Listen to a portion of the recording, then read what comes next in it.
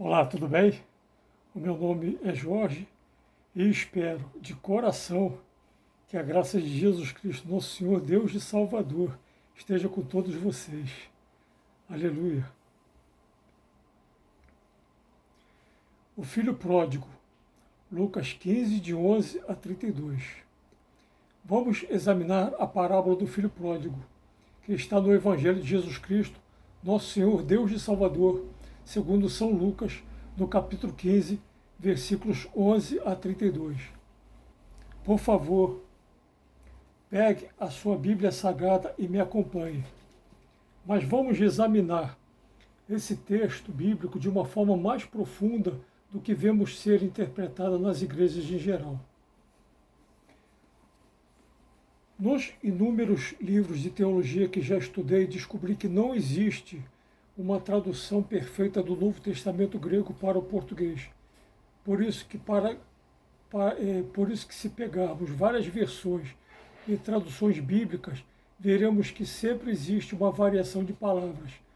E o que é pior, até de sentido, de uma tradução para outra, dando margem para diferentes interpretações e o surgimento de heresias. Nunca houve quem me ensinasse como era essa dificuldade de tradução, nem mesmo quando estudei teologia durante 4 anos no famoso Seminário São José, em Niterói. Até que descobri, pela ação do Espírito Santo de Deus, estudando diretamente num texto grego do Novo Testamento, com a sua respectiva tradução literal, o cerne dessa dificuldade. Para explicar isso melhor, vou utilizar o início desse texto bíblico do filho do pródigo, que está em Lucas 15, versículos de 11 e 12, no livro Novo Testamento Interlinear,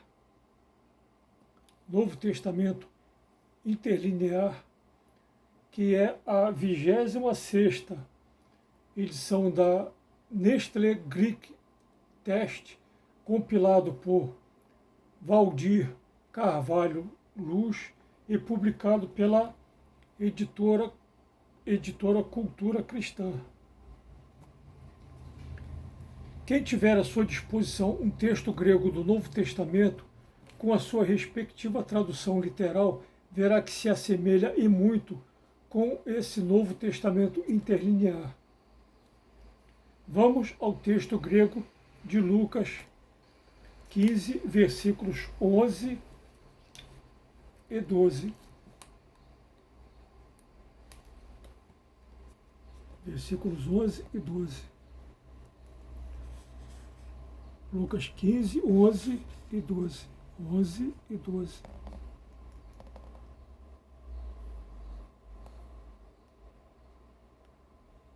Eipen de anthropos tis eiken duo uios kai eipen o neoteros auton to pater dos moito epibaion meros tes ousias o de dielei autos ton bion.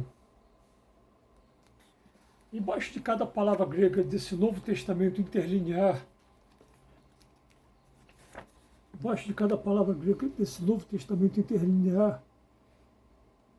está a sua tradução literal para o português, palavra por palavra, ficando assim a tradução do que acabamos de ler. Falou, porém, um homem certo tinha 2 filhos, e disse o mais jovem deles ao pai: Pai, dá-me a lançando sobre porção da substância. Ou, porém, repartiu-lhes o sustento. Vocês conseguiram perceber a grande dificuldade em se traduzir para o português? Escolhi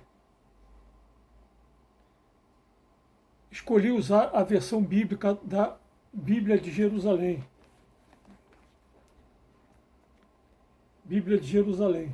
Não apenas pelos esforços dos seus revisores exegéticos e tradutores em alcançar uma tradução fidedigna numa linguagem mais clara possível, mas também por apresentar uma vasta explicação de suas notas de rodapé para cada versículo bíblico.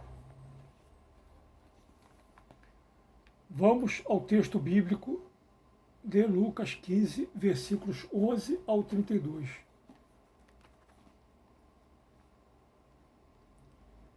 Disse ainda: um homem tinha 2 filhos. O mais jovem disse ao pai: Pai, dá-me a parte da herança que me cabe. E o pai dividiu os bens entre eles. Poucos dias depois, ajuntando seus haveres, o mais jovem partiu para uma região longínqua, dissipando sua herança numa vida devassa. E gastou tudo. Sobreveio à região uma grande fome, e ele começou a passar privações. Foi, então, empregar-se com um dos homens da região, que o mandou para os campos cuidar dos porcos.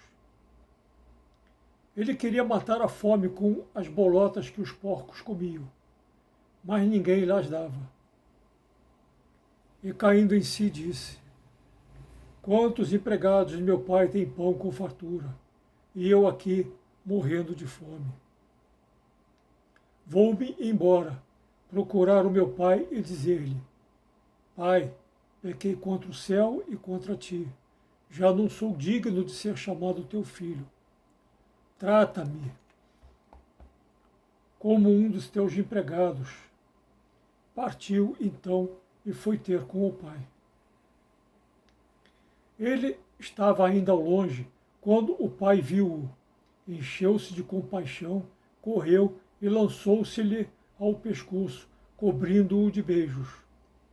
O filho então disse: Pai, pequei contra o céu e contra ti.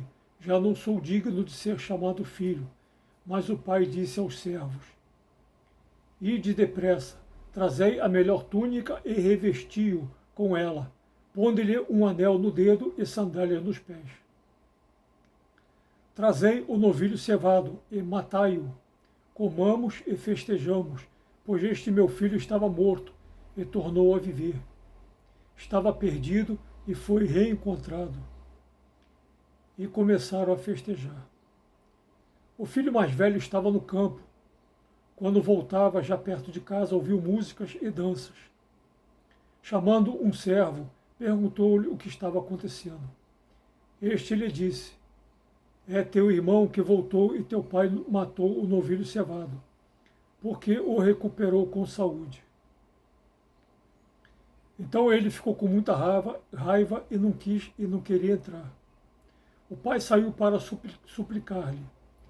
Ele, porém, respondeu ao pai: Há tantos anos que eu te sirvo e jamais transgredi um só dos teus mandamentos.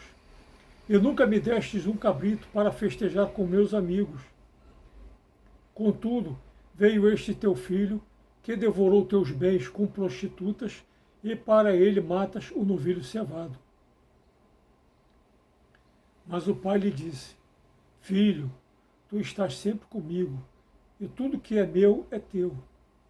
Era preciso que festejássemos e nos alegrássemos, pois este teu irmão estava morto e tornou a viver. Ele estava perdido e foi reencontrado. Palavras da salvação, glórias a vós, Senhor. Antes de começarmos a interpretação desse belíssimo texto bíblico, vamos ver qual é a explicação da Bíblia de Jerusalém para esse texto.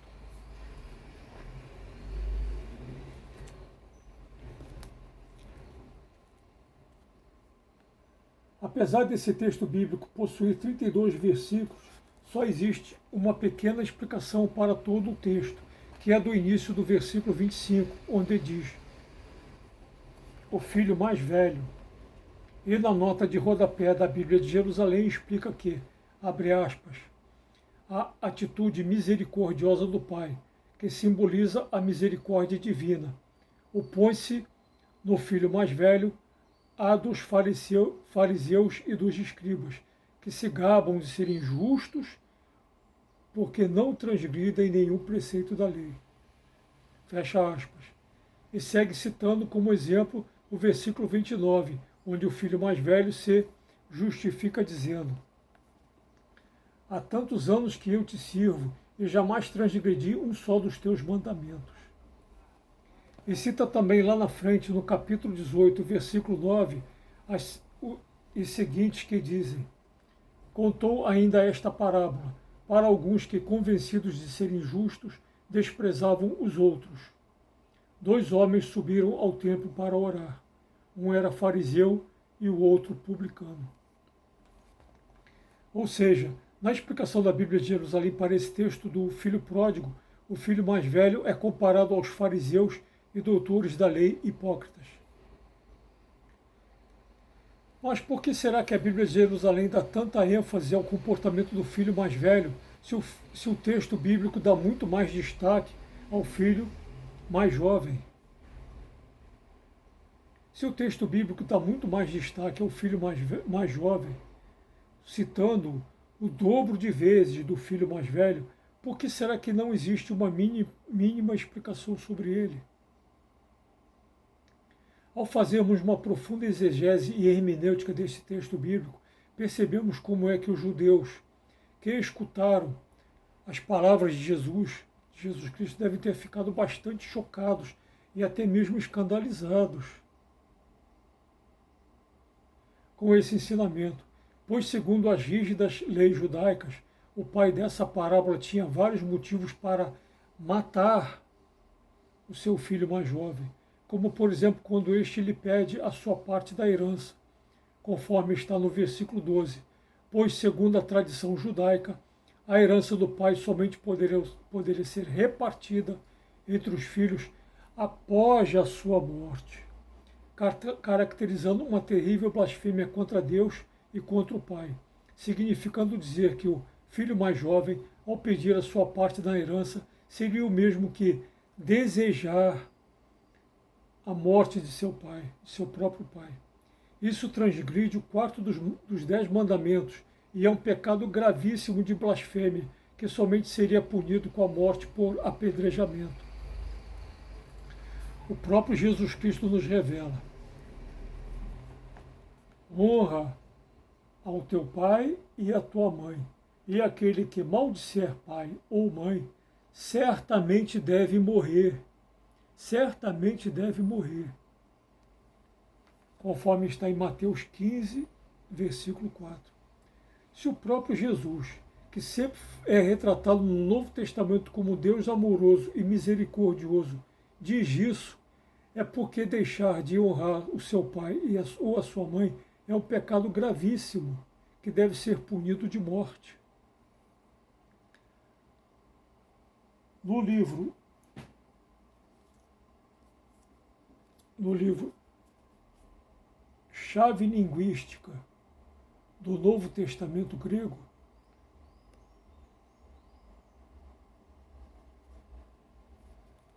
dos pastores Fritz e Cleon, nos diz sobre a palavra grega sunagagon,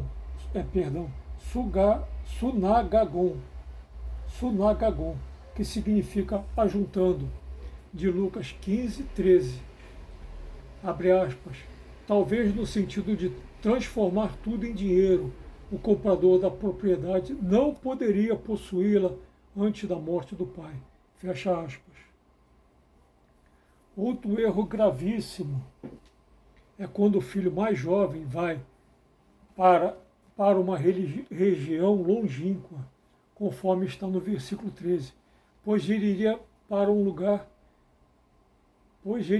um outro país infestado de paganismos e idolatrias, caracterizando a apostasia da fé, que também é punido de morte pela lei mosaica. Destruir toda a sua herança com bebidas, festas e prostitutas, conforme está no versículo 14, também é imperdoável para um judeu, sendo também merecedor de pena de morte. Para os judeus, comer carne de porco é um pecado grave, mas o filho mais jovem se rebaixou muito mais do que isso, nos versículos 15 e 16, pois ele não podia comer pois ele não podia matar a sua fome terrível, comendo porcos, os porcos que cuidava, desejando comer até mesmo as imundícies que se davam para os porcos comerem. Mas nem mesmo isso ele podia comer, caracterizando que ele já se contaminara com as práticas estrangeiras impuras, também condenada com a morte. A situação do filho mais jovem era tão deplorável, meus amigos, que mesmo trabalhando com as próprias mãos, de forma tão miserável, era incapaz de saciar a sua própria fome. Novamente, na chave linguística do Novo Testamento grego, diz que a palavra koiros, que significa porcos, no versículo 15, indica que ele, abre aspas, estava empregado na mais degradante ocupação conhecida pelos judeus, fecha aspas. Se procurarmos a explicação para a palavra porco, na página 191 do Dicionário de Figuras e Símbolos Bíblicos, de Manfred Lurker, da editora Paulus, encontraremos que, abre aspas, na Bíblia, o porco está entre os animais impuros. Levítico 11, 7. Não se pode comer sua carne, nem se pode tocar em sua carniça. Deuteronômio 14, 8. Pertence ao povo rebelde, que andava por um caminho que não era bom. Aqueles que comem carne de porco, Isaías 65, 4. A sujeira externa do porco tornou-se a imagem para dizer a contaminação interior do homem. Assim se diz da mulher sem bom senso, que é semelhante a um anel de ouro no focinho de porco. Provérbios 11, 22. Fecha aspas. E mais adiante diz, abre aspas, ao se tornar guarda de porcos, o filho perdido atingiu o abismo mais profundo para um judeu fiel à lei. Expressa-se assim toda a humilhação. Lucas 15, 15. Fecha aspas.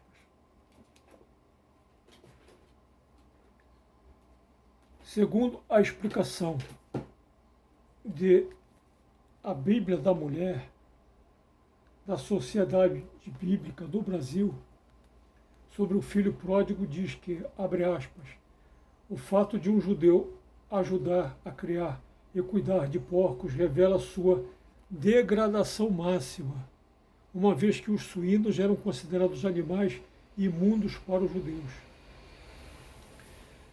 Vemos que o pai tinha motivos de sobra para matar o filho mais jovem. Mas não para por aí não, meus amigos. O pai usava vestes compridas, como era o costume da época, e tendo que correr em direção ao filho, conforme está no versículo 21, tinha que erguer a borda da sua túnica, para não tropeçar e cair, expondo assim publicamente a nudez de seu pai, humilhando-o e sendo merecedor de pena de morte. Esse filho mais jovem também provocou a ira do seu irmão mais velho, o primogênito, conforme está nos versículos 28 a 30, que sempre se comportou muito bem, sendo o filho mais jovem merecedor de pena de morte. Ou seja, o pai teve inúmeros motivos para matar o seu filho mais jovem, mas preferiu perdoá-lo e amá-lo. A reação do pai, no versículo 20, deve ter chocado os judeus que ouviam Jesus. Ele estava ainda ao longe quando o pai viu-o, encheu-se de compaixão, correu e lançou-se-lhe ao pescoço, cobrindo-o de beijos. Como ainda estava muito longe, o pai não poderia saber que seu filho estava arrependido. Veja, o filho mais jovem poderia estar voltando simplesmente para falar das maravilhas que encontrou longe de casa e chamar o irmão mais velho para voltarem juntos para essas maravilhas e gastarem juntos a outra parte da herança. que o irmão mais velho também havia recebido, conforme está na segunda metade do versículo 12, onde diz: E o pai dividiu os bens entre eles. Entre eles. Ou seja, o pai havia dividido a herança entre os dois filhos. O filho mais velho também havia recebido a sua parte na herança, e numa proporção muito maior do que o filho mais jovem recebeu. Segundo a explicação da Bíblia da Mulher sobre o filho pródigo, abre aspas, em caso de falecimento do pai, o filho primogênito receberia 2/3 da herança. O filho mais novo, todavia, receberia apenas 1/3. Era totalmente incomum que o filho mais novo pudesse gastar sua herança antes da morte de seu pai. Fecha aspas. Entretanto, como o pai deles era muito experiente e sabia exatamente como é que era o mundo lá fora, e também conhecendo as fraquezas do seu filho mais jovem, e que, com toda a certeza, sabia que seu filho passava por uma extrema penúria, saiu correndo para lhe acolher, antes mesmo que este pudesse demonstrar arrependimento. Ele estava ainda ao longe quando o pai viu-o, encheu-se de compaixão, correu e lançou-se-lhe ao pescoço, cobrindo-o de beijos.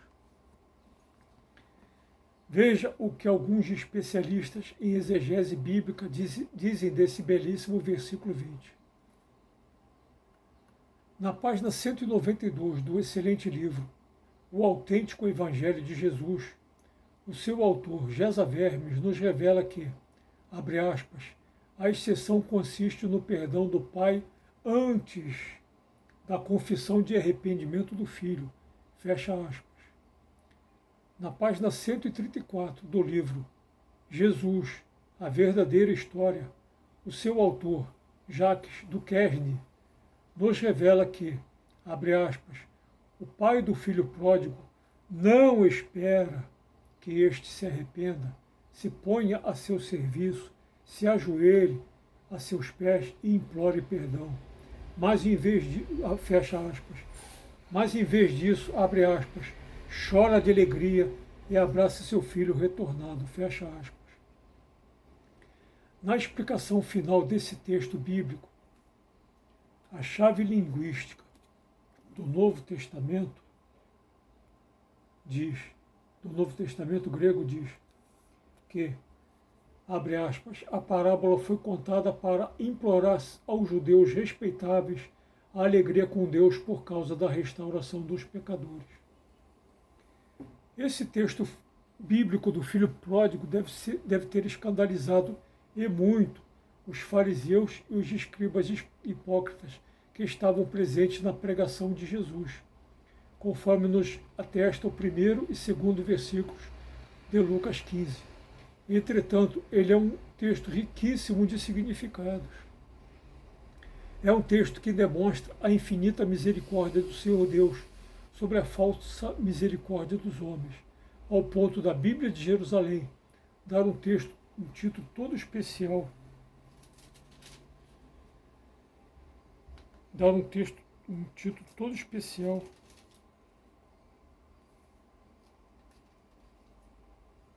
dar um título todo especial para esse capítulo 15 inteiro do Evangelho de Jesus Cristo, segundo Lucas, ao chamá-lo de, abre aspas, o Evangelho dentro do Evangelho, fecha aspas.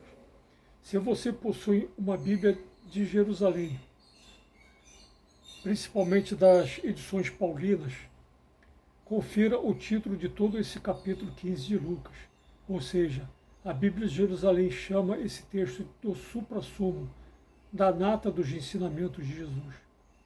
Um pouco antes desse ensinamento de Jesus Cristo, que faz parte também do capítulo 15 de Lucas, Jesus Cristo nos conta a parábola da ovelha perdida, conforme está nos versículos 4 a 7, onde diz: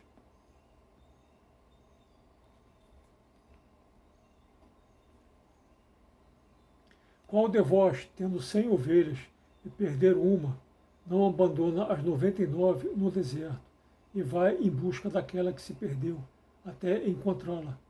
E, achando-a, alegre, a coloca sobre os seus ombros, sobre os ombros, e de volta para casa convoca os amigos e os vizinhos, dizendo-lhe: Alegrai-vos comigo, porque encontrei a minha ovelha perdida.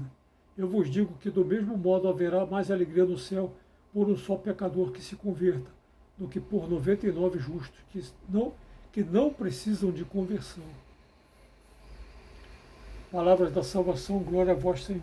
Com toda certeza você já deve ter ouvido a triste frase popular que diz, abre aspas, quanto mais conheço os seres humanos, mais amo o meu cachorro. Fecha aspas. Pois é exatamente assim que também acontecia com as pessoas da época de Jesus. Havia muitos que amavam muito mais os seus animais do que os seres humanos, pois os animais não raciocinam como nós, os animais não pecam, os animais não roubam, não mentem, não trapaceiam, os animais não matam por vingança ou por ódio, mas apenas por instinto de sobrevivência, etc. Mas não foram os animais criados à imagem e semelhança de Deus, mas sim nós, os seres humanos. Então Jesus Cristo lhes conta esta parábola da ovelha perdida, sem querer destacar a importância dos animais, das ovelhas, mas sim a importância dos seres humanos para Deus. Pois entre os fariseus e doutores da lei, e doutores da lei, um pecador que se perde não tem valor nenhum. É o que nos revela um dos maiores especialistas do mundo em exegese bíblica do Novo Testamento, Joaquim Jeremias, na página 324 do seu livro Teologia do Novo Testamento, onde revela que, abre aspas, entre eles, o ódio sem misericórdia para com os pecadores era tido como um dever religioso, fecha aspas. Ou seja, se alguém cometesse um erro grave e se prejudicasse muito com isso, ainda era excluído do convívio social, sem misericórdia e sem perdão. No belíssimo apócrifo, o Evangelho Secreto da Virgem Maria, traduzido pelo padre Santiago Martim, na página 63, narra um diálogo de São José com a Virgem Maria sobre a falta de misericórdia dos fariseus, dizendo, abre aspas, sabes quão ridículos são os homens, e que não nos ensinaram a chorar, não demonstrar debilidades, não pedir perdão e também não perdoar. Fecha aspas. Mas como com os animais era diferente. Se por acaso um dos animais se perdesse, mesmo que este não fizesse falta nenhuma, qual deles que não largaria tudo para ir buscá-lo? Jesus Cristo começa com essa parábola pequena com apenas 8 versículos da ovelha perdida, para então evoluir para uma parábola 5 vezes maior, com 39 versículos, a do filho pródigo, dizendo que não importa o que um ser humano faça, não importa o quanto ele peque, mesmo que ele se afaste, e muito do Senhor Deus, a graça de Deus age em cada um de nós, muito antes de nos arrependermos, voltarmos e pedirmos perdão ao próximo e a Deus. Não sou eu quem afirma isto, mas sim as próprias palavras de Jesus ao dizer. Ele estava ainda ao longe, quando o pai viu-o, encheu-se de compaixão, correu e lançou-se-lhe ao pescoço, cobrindo-o de beijos. Lucas capítulo 15, versículo 20. Não é de ovelhas que Jesus fala, também não é de seres humanos justos que Jesus fala, mas sim de pecadores que se convertem, pois o Senhor termina a parábola da ovelha perdida dizendo, eu vos digo que do mesmo modo haverá mais alegria no céu por um só pecador que se converta do que por 99 justos que não precisam de conversão. Lucas 15, versículo 7. Esse versículo 7 nos lembra que o número 7 é o número bíblico da perfeição, ou seja, os justos que não precisam de conversão se consideram representantes de Deus e prontos para julgar o seu próximo, enquanto que um só pecador que se converta deixa de pecar e passa a viver da graça de Deus e do amor ao próximo. Os fariseus e escribas hipócritas devem ter ficado furiosos com essas palavras de Jesus, assim como os fariseus e escribas hipócritas nos dias de hoje. Por esses dias assisti um vídeo no YouTube, um vídeo recente no YouTube, intitulado "Parece que essas pessoas não leem a Bíblia", do pastor presbiteriano Augustus Nicodemos, com apenas 3 minutos e meio de duração. Eu nunca um vídeo tão curto me impactou tanto, pois nele revela que os apóstolos descritos na Bíblia Sagrada não tiveram vida fácil, muito ao contrário. Ainda foram todos martirizados, o que contrasta e muito com os que se auto-intitulam nos dias de hoje, apóstolos de Jesus. Esses pastores nos dias de hoje, se perderem uma só ovelha, jamais irão atrás dela, sendo mais hipócritas do que os fariseus e escribas da época de Jesus, pois ainda terão 99 ovelhas para lhes dar o dízimo. A Bíblia de Jerusalém está coberta de razão. A Bíblia de Jerusalém das edições paulinas está coberta de razão, ao nomear esse capítulo 15 inteiro do Evangelho de Jesus Cristo segundo São Lucas, chamando de, abre aspas, o Evangelho dentro do Evangelho, fecha aspas.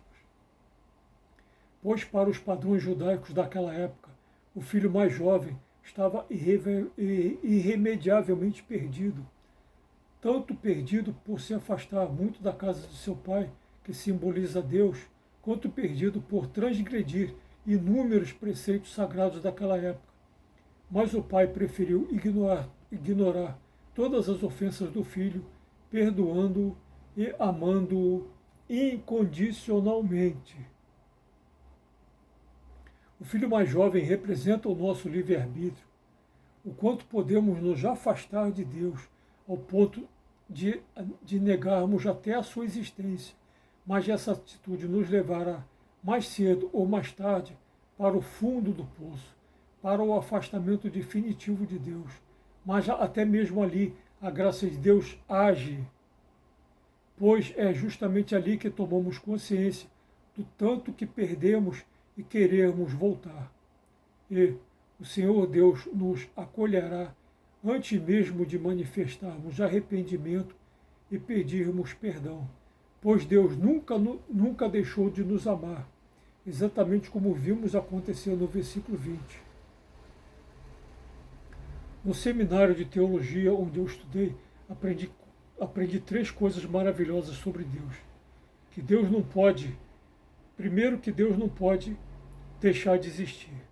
O segundo, que Deus não pode criar outro Deus. E o terceiro, que é impossível Deus deixar de nos amar. Veja que 3 coisas maravilhosas que eu aprendi no seminário de São José em Niterói. Louvo e glorifico a Jesus Cristo, nosso Senhor, Deus e Salvador, pela Bíblia de Jerusalém dar esse título. Abre aspas, o Evangelho dentro do Evangelho, fecha aspas, para esse texto bíblico do Filho Pródigo, em Lucas 15, de 11 a 32, pois isso significa dizer que quem for capaz de compreendê-lo, compreenderá também todos os Evangelhos, toda a Bíblia Sagrada, e será capaz de cumprir toda a vontade de Deus. A isso eu digo, aleluia. Aleluia, meus irmãos. Louvado seja Deus. Quem gostou deste vídeo, por favor, compartilhe, dê um joinha, se inscrevam para poderem fortalecer mais e mais estudos bíblicos, teológicos e históricos como este.